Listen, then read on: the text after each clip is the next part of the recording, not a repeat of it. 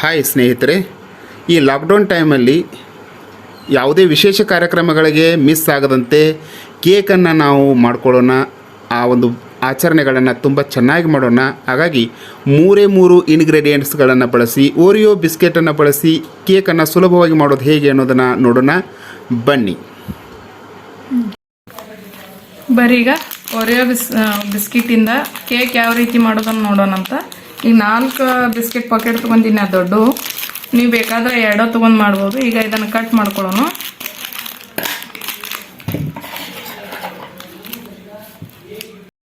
ಈ ರೀತಿ ಪಾಕೆಟನ್ನು ಕಟ್ ಮಾಡಿಕೊಂಡು 2 ಬೌಲ್ ಇಟ್ಕೋಬೇಕು. ಆ 2 ಬೌಲ್ ಒಳಗೆ ಈ ಓರಿಯೋ ಬಿಸ್ಕಿಟನ್ನು ಸಪ್ರೇಟ್ ಮಾಡಬೇಡಿ ಹಾಕಬೇಕು. ಈ ಮೇಲಿನ ಕ್ರೀಮ್ ಇರ್ತದಲ್ಲ ಅದನ್ನು ಸರಿಯಾಗಿ ತೆಗೆದು ಈ ಸೈಡ್ ಇನ್ನೊಂದು ಬೌಲಿಗೆ ಹಾಕಬೇಕು. ಈ ರೀತಿಯಾಗಿ ಪ್ರತಿಯೊಂದು ಪಾಕೆಟನ್ನು ಹಿಂಗೆ ಮಾಡ್ಕೋಬೇಕು. ಸರಿಯಾಗಿ ಹಿಂಗೆ ತಕೋರಿ. ಈ ಸೈಡ್ ಇನ್ನೊಂದು ಇದಕ್ಕೆ ಹಾಕ್ರಿ. ಹಿಂಗೆ ಈ ಒಟ್ಟು 4 ಪಾಕೆಟದ ಇದೇ ರೀತಿ ಮಾಡ್ಕೋಬೇಕು. ನೋಡ್ರಿ, ಇಲ್ಲಿ ಒಂದು ಮಿಕ್ಸಿ ಜಾರ್ ತೊಗೊಂಡಿನಿ ನಾನು. ಅದಕ್ಕೆ ಏನು ಮಾಡ್ಬೇಕಂದ್ರೆ ಈ ಸಪ್ರೇಟ್ ಮಾಡಿ ಇಟ್ಕೊಂಡಿರ್ತಕ್ಕಂಥ ಬಿಸ್ಕಿಟ್ಗಳನ್ನು ಈ ರೀತಿ ಕಟ್ ಮಾಡಬೇಡಿ ಹಾಕೊಳ್ಳೋಣ.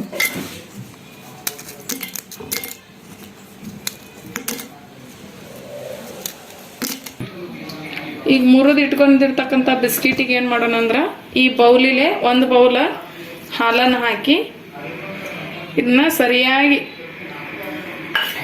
ಗ್ರೈಂಡ್ ಮಾಡೋಣ ಅಂತ. ಇದು ನೋಡ್ರಿ, ಬ್ಲೆಂಡ್ ಮಾಡ್ಕೊಂಡಿದ್ದು ಈ ರೀತಿ ಆಗೈತಿ. ಇದನ್ನ ಒಂದು ಪಾತ್ರೆಗೆ ಹಾಕೊಳ್ಳೋಣ ಅಂತೀಗ ನಾವು.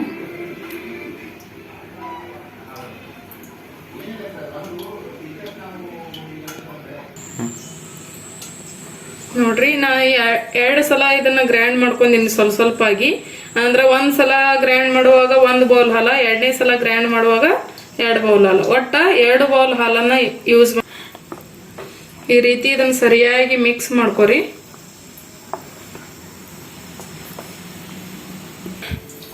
ಇದು ಸಣ್ಣ ಮಿಕ್ಸರ್ ಜಾರ್ ಅದ. ಈ ಸಣ್ಣ ಮಿಕ್ಸರ್ ಜಾರಿಗೆ ನಾವು ಕ್ರೀಮ್ ಏನು ಸಪ್ರೇಟ್ ಮಾಡಿ ಇಟ್ಕೊಂಡಿದ್ದೀವಲ್ಲ ಆ ಕ್ರೀಮನ್ನು ಹಾಕೊಳ್ಳೋಣ ಅಂತ.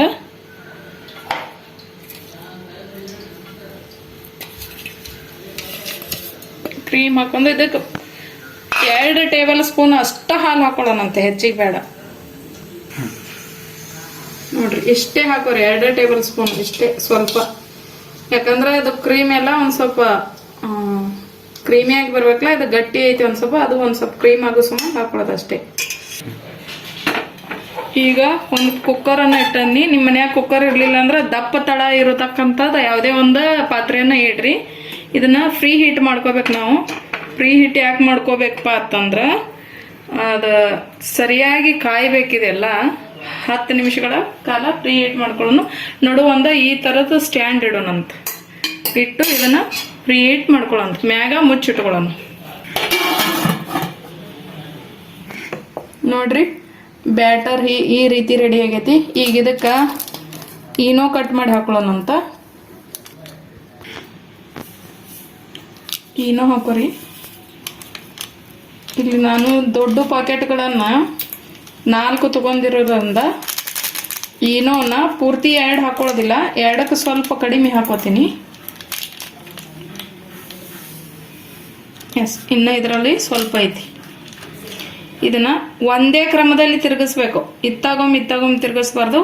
ಒಂದೇ ಫಸ್ಟಿಗೆ ಯಾವ ಕ್ರಮದಲ್ಲಿ ತಿರುಗಿಸ್ತೀವಲ್ಲ ಅದೇ ಕ್ರಮದಲ್ಲಿ ಸರಿಯಾಗಿ ಇದನ್ನ ಮಿಕ್ಸ್ ಮಾಡ್ಕೋಬೇಕು. ಈಗ ಒಂದು ಪಾತ್ರೆ ತಗೋರಿ. ಈ ಕೇಕ್ ಮಾಡೋ ಟಿನ್ ಇರ್ಲಿಕ್ಕಂದ್ರೂ ಇಂಥದ್ದೊಂದು ಪಾತ್ರೆ ತಗೋರಿ. ಆ ಪಾತ್ರೆಗೆ ಚೆನ್ನಾಗಿ ಎಣ್ಣೆ ಹಚ್ಕೋರಿ, ಸೈಡ ಎಲ್ಲ ಕಡೆ.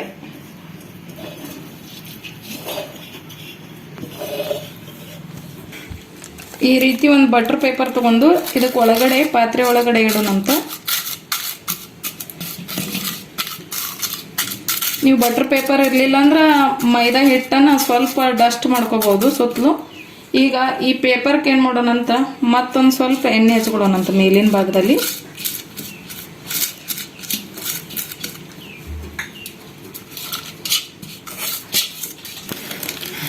ಸುತ್ತಲೂ ಕೂಡ ಬಟರ್ ಪೇಪರ್ ಇಟ್ಕೋರಿ ಈ ಥರ ಸುತ್ತಲೂ.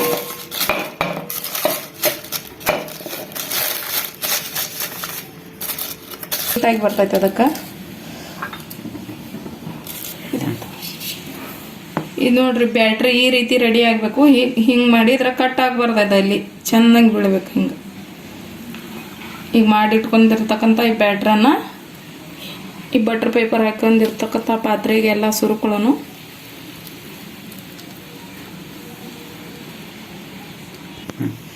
ಈಗ ಇದನ್ನು ಒಂದು 2-3 ಸಲ ಟ್ಯಾಪ್ ಮಾಡ್ಕೊಳ್ಳೋಣಂತ. ಒಂದು ವೇಳೆ ಇದ್ರೊಳಗೆ ಏರ್ ಬಬಲ್ಸ್ ಅದು ಇದ್ದು ಅಂದ್ರೆ ಅವು ಸರಿಯಾಗಿ ಇದು ಹಾಕತ್ತೈತಿ. ಇದು ಲೆವೆಲ್ ಕೊಡ್ಕೋತೈತಿ ಬ್ಯಾಟ್ರಿ ಎಲ್ಲ, ಅದಕ್ಕೆ ಓಕೆ. ಇವಾಗ ನಾವು ಹೀಟ್ ಮಾಡ್ಕೊಳಕ್ಕೆ ಇಟ್ಟಿದ್ದು ಬಿಸಿ ಆಗೈತಿ.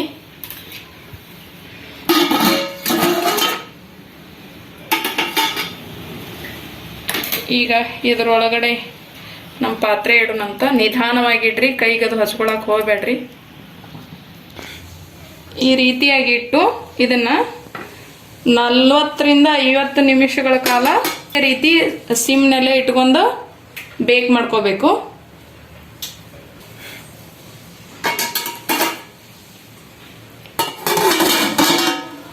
ಇದನ್ನ ಮುಚ್ಚಿ ಬಿಟ್ಬಿಡೋಣಂತ. ಇದು ಒಂದು 50 ನಿಮಿಷಗಳ ಕಾಲ ಆದರೂ ಬೇಕಾಗಬೇಕು. ಈಗ 50 ನಿಮಿಷ ಐತಿ, ನೋಡೋಣ ಕೇಕ್ ಹೆಂಗಾಗೈತೆ ಅಂತ. ಇದು ಬೆಂದೈತಿಲ್ಲ ನೋಡೋಣ. ಒಂದು ಸ್ಪೂನ್ ತೊಗೊಂತೀನಿ ನಾನು. ಎಸ್, ಬೆಂದೈತೆ ನೋಡ್ರಿ, ಏನೂ ಹತ್ತಿಲ್ಲ. ಈಗ ಗ್ಯಾಸನ್ನು ಆಫ್ ಮಾಡಿಬಿಡೋಣಂತ. ಆಫ್ ಮಾಡಿ ಇದರಲ್ಲಿ ಇರ್ತಕ್ಕಂಥ ಪಾತ್ರೆಯನ್ನು ಹೊರಗೆ ತೆಗಿನಂತ. ನೋಡ್ರಿ, ಹೊರಗೆ ತೆಗೆದಿಂದ ಈ ರೀತಿ ಆಗೈತಿ. ಇದು ಒಂದು ಸ್ವಲ್ಪ ತಣ್ಣಗಾಗಲಿ. ಇದು ತಣ್ಣಗಾದ್ಮೇಲೆ ಇದನ್ನು ಪೂರ್ತಿ ಟಿನ್ನಿಂದ ಹೊರಗಡೆ ತೆಗಿನಂತ.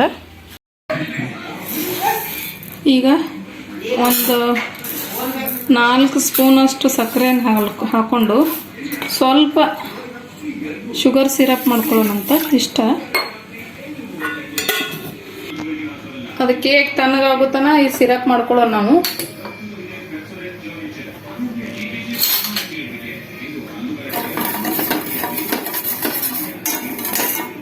ಇದೇನು ಭಾಳ ಇದು ಆಗಬೇಕಂತೇನಿಲ್ಲ, ಬರೀ ಸಕ್ಕರೆ ಕರಗಿದ್ರೆ ಸಾಕು ಅಷ್ಟೇ.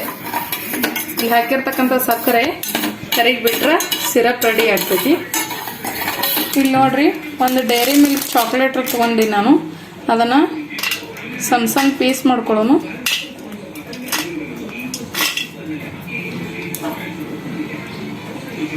ಇದನ್ನು ಸ್ವಲ್ಪ ಮೆಲ್ಟ್ ಮಾಡ್ಕೊಳ್ಳೋಣಂತ, ಅಷ್ಟು ಜಾಸ್ತಿ ಬೇಡ, ಸ್ವಲ್ಪ. ಇದು ಬಿಸಿ ಮಾಡ್ಕೊಂಡ್ರೆ ಮೆಲ್ಟ್ ಆಗ್ತೈತಿ. ನಿಮ್ಮ ಮನ್ಯಾಗ ಕೋಕೋ ಪೌಡ್ರ್ ಇರಲಿಲ್ಲ ಅಂದ್ರೆ ಈ ರೀತಿಯಾಗಿ ಮಾಡಬೇಕು. ಒಂದು ಚಾಕ್ಲೇಟ್ ಅಂತಂದು ಅದನ್ನು ಸಣ್ಣಗೆ ಮುರಿದು ಹಿಂಗೆ ಬಿಸಿ ಮಾಡಿಬಿಟ್ರೆ ಅದು ಮೆಲ್ಟ್ ಆಗಿಬಿಡ್ತೈತಿ. ಇದು ಸ್ವಲ್ಪ ಗಟ್ಟಿ ಆಗಲಿ.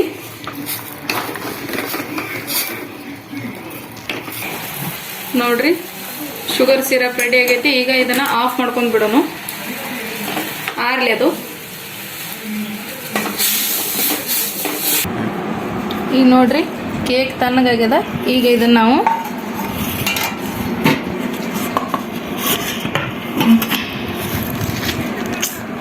ನೋಡ್ರಿ ಹೆಂಗೆ ಬಂತು ಕೇಕ್. ಎಸ್, ನೋಡ್ರಿ ಯಾವ ರೀತಿಯಾಗಿ ಬಂದೈತಿ, ಫ್ಲಫಿ ಫ್ಲಫಿ. ಈ ಸೈಡಿಗೆ ಹಾಕಿರ್ತಕ್ಕಂಥ ಬಟರ್ ಪೇಪರ್ ತೆಗೆದ್ಬಿಡೋಣಂತ. ನೋಡ್ರಿ, ಎಸ್. ಈಗ ಇದನ್ನು ನಿಧಾನವಾಗಿ 2 ಭಾಗ ಮಾಡ್ಕೊಳ್ಳೋಣಂತ. ಸಾವಕಾಶವಾಗಿ ಮಾಡ್ಕೊರಿ. ಮಸ್ತ್ ಬಂದದ ಕೇಕ್.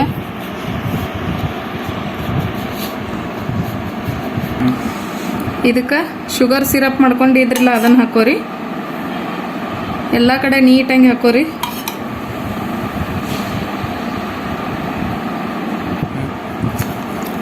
ಈಗ ನೋಡ್ರಿ, ನಾವು ವೈಟ್ ಕ್ರೀಮನ್ನು ಮಿಕ್ಸರ್ ಒಳಗೆ ಹಾಕಿ ಇಟ್ಕೊಂಡಿದ್ದೀವಲ್ಲ, ಮಿಕ್ಸಿ ಮಾಡಿ ಅದನ್ನು ಸ್ಪ್ರೆಡ್ ಮಾಡೋಣ. ಅದು ಸಾವಕಾಶವಾಗಿ ಮಾಡಿರಿ.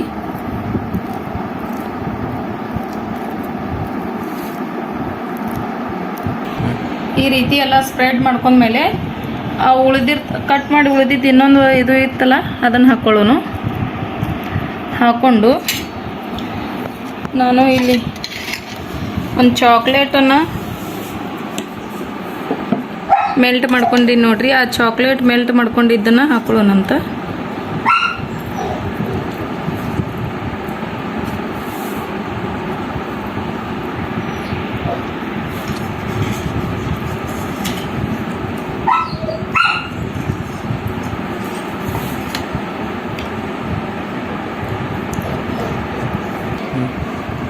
ಒಂದು ಚಾಕ್ಲೇಟನ್ನು ನಾನು ತುರಿದು ಇಟ್ಕೊಂಡೀನಿ.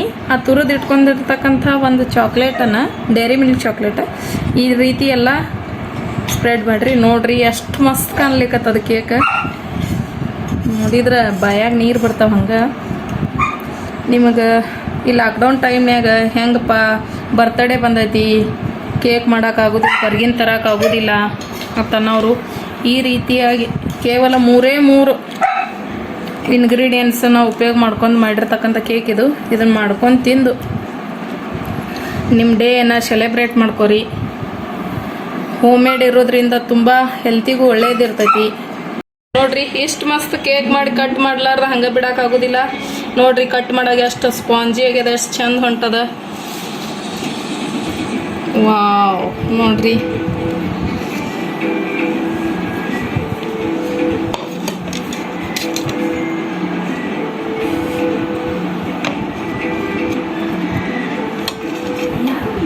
ನೋಡ್ರಿ ಎಷ್ಟು ಮಸ್ತ್ ಆಗ್ಯದ. ನೀವು ಈ ರೀತಿ ಮಾಡ್ಕೊಂಡು ತಿನ್ರಿ.